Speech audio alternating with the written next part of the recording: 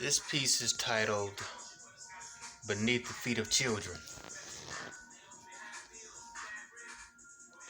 Yeah, I'll probably end up donating this piece, but it has to be an organization that can connect with this whole concept. And the reason why I dubbed this Beneath the Feet of Children, in most inner cities where a child has been murdered on a block, they throw the child's shoes or a pair of shoes up on the power line that represent that child. So this is a 16 by 20 as well. And the level of gun violence out here now, and I can relate to it because having been sexually abused, you get to a point where you don't want to be a victim no more. So I became an aggressive youth after being sexually abused by two males at the age of 10.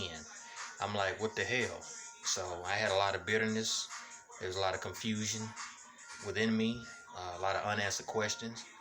And I was just angry, about a lot of things in life. And what happens was, what sexual abuse taught me was to pretend that it didn't happen. Pretend that it didn't happen. Be quiet. And that's the only way you can do that. Be silent. Sexual abuse taught me silence. It taught me to pretend. They coincide with one another.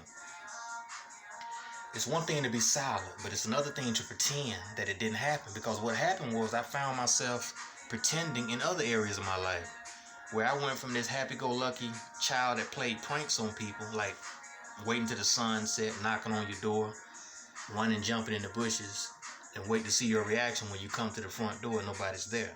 Pulling pranks. And I stopped being a child, and I started to pretend to be macho. And in doing so, it's like, damn, when you out there in that life pretending, you fuck around and end up coming in contact with people who are really about that. So what you pretending to be, you have to be that. And I had to become that. So I can relate to the youth when all these guys that's up in these pistols, these females who are busting. I can relate. Because at the age of 19, I caught a case that involved a shooting. We went up into a house that I knew it was 20. I was told, this is what my partner told me. He said he had been robbed at a dice game. And we went up in that house.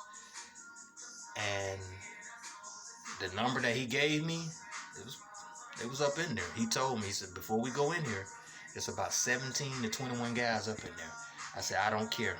The nighttime is my time. And when the sun set, if you want to go deal with it, let's do it.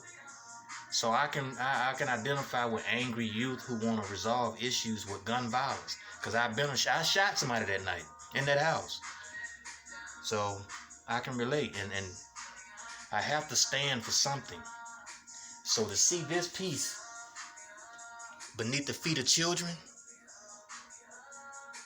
I had to bring it to fruition so that society, the public can relate. And as you can see, life is ordinary. Life goes on beneath the feet of children.